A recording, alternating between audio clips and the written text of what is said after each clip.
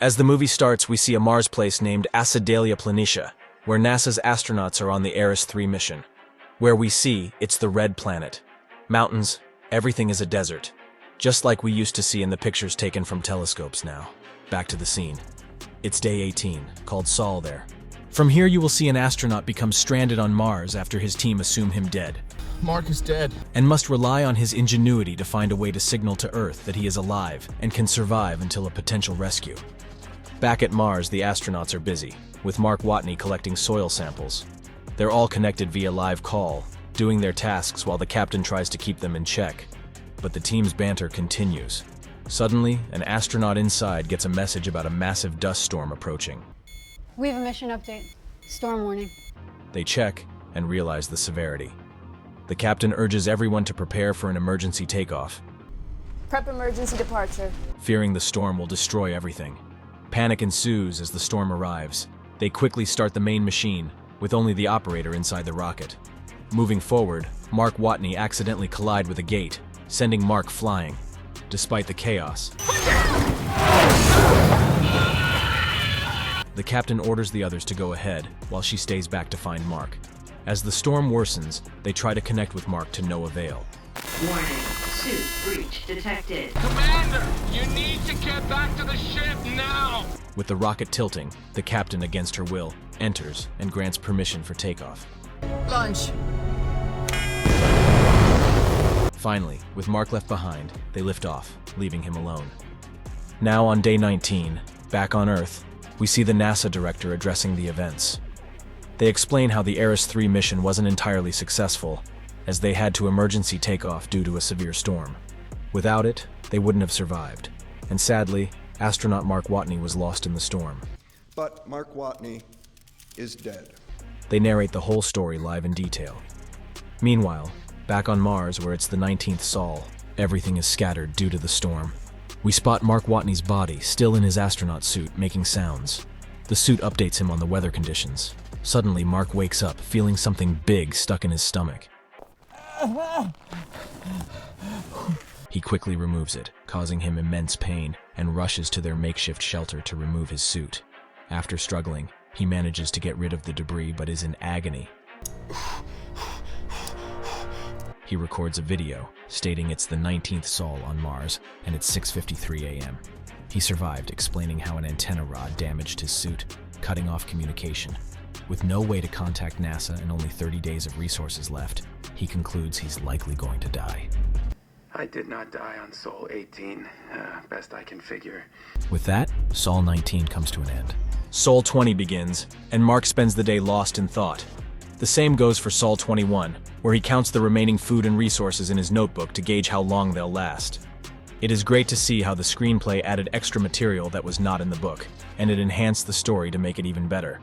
The characters were interpreted with full respect to the intention of the author, Andy Weir, and nothing was overdone.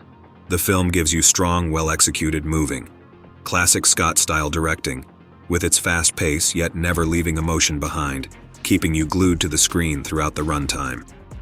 It was great to see how the screenplay added extra material that was not in the book, and it enhanced the story to make it even better. The characters were interpreted with full respect to the intention of the author, Andy Weir, and nothing was overdone. Back at the scene, he spends Sol 21 the whole day brainstorming. Suddenly, an idea strikes him. He can grow potatoes from waste. Being a botanist, he believes he can create the right environment for it. I'm a botanist. Excitedly, he records another video message, explaining how he can extend his survival for a few more days by growing potatoes from waste. With a renewed determination, Mark starts the next Sol wearing his suit and ventures outside. He gathers all the waste in one place, filling small trays and arranging them around. Sometimes, exhaustion sets in, but he persists. Then, back in the habitation module, he creates a makeshift greenhouse using plastic, bringing soil inside. He declares that the challenge of Mars is now his, and he'll survive by growing something on Mars. He continues this solitary work day by day, and before he knows it, the 36th Sol comes to an end. Now he says his biggest challenge will be water. The problem is water. He calculates that spreading soil in 126 square feet will require 40 liters of water. An area of soil requires 40 liters of water. He remembers an old machine's tank that might have hydrogen, a resource he can use to create water. He gathers all the necessary resources and prepares for his first experiment. Suddenly, a fire ignites, causing a small explosion. He realizes his mistake. He forgot to account for his mouth's oxygen, causing the explosion. After suiting up again, he tries once more, and this time it works. He's overjoyed. Days pass, and now on the 46th sol, he peacefully falls asleep, waking up to the sight of the first potato plant sprouting. He proves to himself that he is Mark Watney, and this brings him immense joy. Now back on Earth, we see NASA Director Teddy Sanders giving a press briefing. Meanwhile, at the Johnson Space Center, Vincent Kapoor, the director of the Mars mission, meets with Teddy. Vincent requests the use of a NASA satellite to release Mark Watney's image, but Teddy ignores him. It's not gonna happen. He fears tarnishing their image by releasing a presumed dead astronaut's image. They argue, but the NASA director doesn't allow it. Next, we're taken to the NASA Mission Control Office, where Mindy Park, the satellite communicator, receives a message from Vincent Kapoor to check a location. Mindy quickly checks and observes the satellite images, seeing things changing day by day. Solar panels have been cleaned. Present are the NASA director, Vincent Kapoor, and another woman. They realize that Mark Watney is alive. Vincent discusses plans to rescue him in future missions, while the NASA director expresses negativity, believing Mark will likely die before they can do anything. He's going to starve to death long before we can help him. Meanwhile, it's Sol 54, and the scene shifts back to Mark Watney. Mark Watney continues to pass the sols with humor while back on Earth. The NASA director announces Mark's situation in a press release, leading to discussions about his rescue. Meanwhile, Mark starts contemplating his future as Sol 70 approaches. NASA plans its next mission, Ares 4, which will take place 4 years later. We think that he plans to travel to the Ares 4 launch site. Mark considers joining this mission, which is 3,200 kilometers away from his current location. He calculates it will take him 54 days to reach there with the 2 rovers he has. He optimizes the battery life by transferring one rover's battery to the other, loads all resources onto the rover, and begins his journey. NASA tracks him via satellite, sharing his entire journey captured by the rover's dashcam. Nights are freezing, and despite the risk of draining the battery, I have doubled my battery life. Mark reluctantly turns on the heater to combat the cold. NASA keeps the public updated with press releases about every detail they track. As Sol 76 progresses, Mark Watney takes a different route, leaving Mars mission director Vincent Kapoor puzzled. Oh, he's moving again. Where the hell is he going? Suddenly, something clicks in Vincent's mind, and he quickly sketches something on an image of that location on Mars. He rushes to the Ares 4 team, who are preparing for their mission. Vincent talks about an old camera sent on previous missions, which is still there. Pathfinder. He realizes that Mark is heading towards the location of that old camera. Meanwhile, Mark retrieves the camera from the ground, assembles it, and connects it to his rover. After a long wait with no signal, he finally hears a voice from the camera, indicating it's now connected to NASA's cameras. They communicate using a board for questions and answers, indicating the camera can rotate 360 degrees.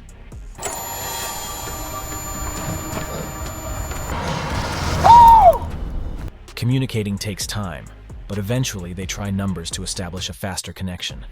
Vincent suggests hacking into the rover's computer to enable text communication. After some effort, Mark successfully hacks into the system and connects with NASA. He explains how he survived and asks about the crew's reaction to his survival, but they remain silent, not wanting the crew to hear and affect the mission. Vincent then reveals the truth to Mark, shocking him, and he starts ranting, unaware that everyone can see the texts exchanged. This entire conversation happens live. The camera does spin. Afterwards, Mark returns to his original location, and it's now Sol 105. After that, the scene shifts to the crew in the space rocket 4 months into their journey. Their lifestyle in space is depicted, with everyone happily passing their time on the journey. Amidst this, they receive a video message from NASA's director, updating them about Mark Watney's situation. They learn that he's still alive. Mark Watney's still alive. Leaving them all shocked. The captain takes the blame, saying it was her mistake to leave him behind. I left him behind. She feels responsible for the situation, and reassures the crew that they were just following orders and aren't at fault. They continue to discuss the matter in this manner. Now it's Sol 125, and Mark updates the status of his potato farming in the dashcam as usual. I colonized Mars. He receives emails from friends, relatives, and even his university. He reflects on how whatever grows in the soil belongs to him now, claiming ownership of Mars. As he enters the cabin from outside, there's a sudden explosion, causing him to fall and injure his suit. After quickly fixing it, he returns to find that all the potato plants inside have died due to the harsh Martian atmosphere. Devastated, he switches to another suit and heads out in the rover, feeling hopeless and angry. His hope slowly dwindles, and he screams in frustration. As you goes to the character of Mark Watney, he brings a sense of humor and charm to Watney, making the audience root for him every step of the way. From the moments of despair to the triumphs of ingenuity, Damon's portrayal is captivating and emotionally resonant. One of the most impressive aspects of Damon's performance is his ability to convey a wide range of emotions while essentially acting alone for much of the film. Stranded on Mars with only a camera to record his thoughts, Damon carries the film almost single-handedly, and he does so with aplomb. Damon's performance in The Martian earned him critical acclaim and an Academy Award nomination for Best Actor, and it's easy to see why. His portrayal of Mark Watney is one of the highlights of the film and a testament to Damon's talent as an actor. Meanwhile, back at NASA, after hearing about Mark's incident, the NASA director contemplates the situation, realizing that Mark can no longer grow new potatoes. Well, he can still eat the potatoes he has, he just can't grow anymore, so... Realizing that Mark can no longer grow new potatoes, and will have to rely on the remaining ones for 600 souls, while the next mission won't arrive for another 800 souls. This realization weighs heavily on the NASA team. Now it's Sol 135, and Mark chats with the crew, recounting the recent incident. He tells them the whole story, and they feel deeply saddened. Mars is fine. I accidentally blew up the hab. The next day, Mark lists out the remaining food supplies, feeling regretful about whether he'll survive on what's left. However, he refuses to give up hope and continues to pass the time. Meanwhile, NASA needs to launch their mission, but rushes through the inspection process. This is the flight director. Begin launch status. Check. As the rocket launches successfully, everyone is filled with joy. However, as it progresses, a computer detects errors, causing the rocket to change direction and ultimately explode. Shocked, everyone realizes it happened due to the lack of inspection.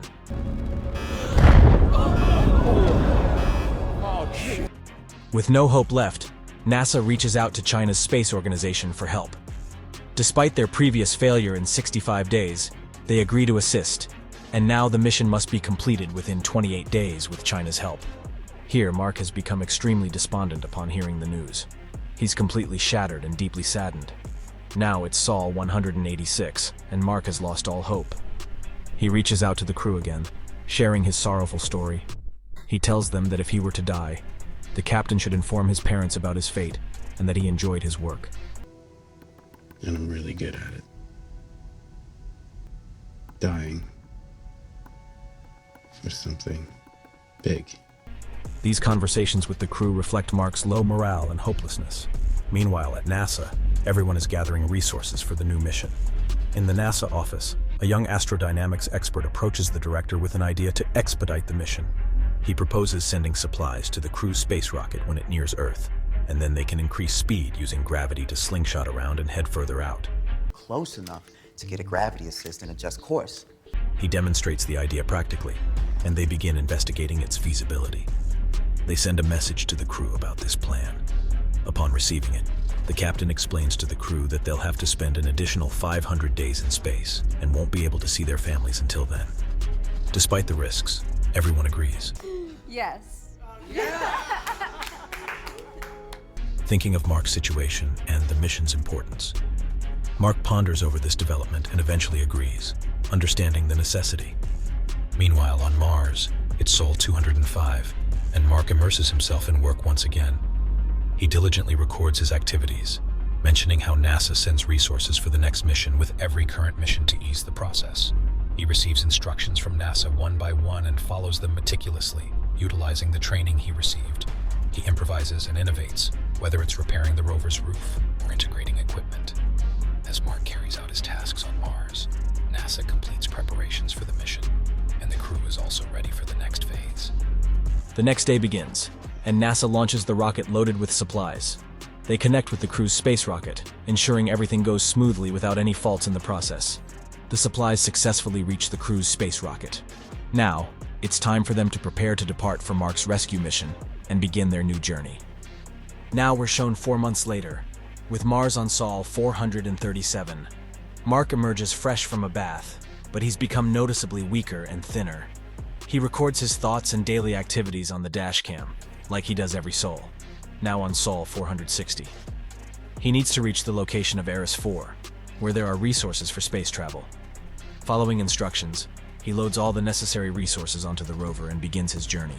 Along the way, he stops at various points, realizing he's the only living being on Mars.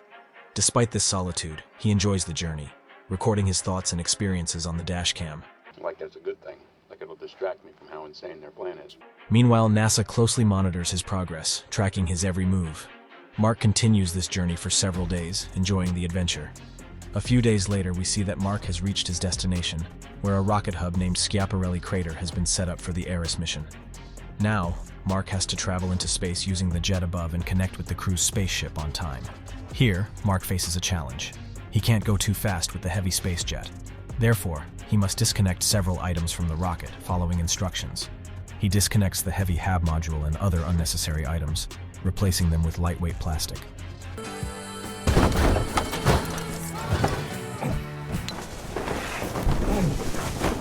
Mark feels a deep sense of regret, being the first person to venture into space in such conditions without control. He's visibly frightened, his face showing all his fears. With no control over the rocket, Mark feels powerless.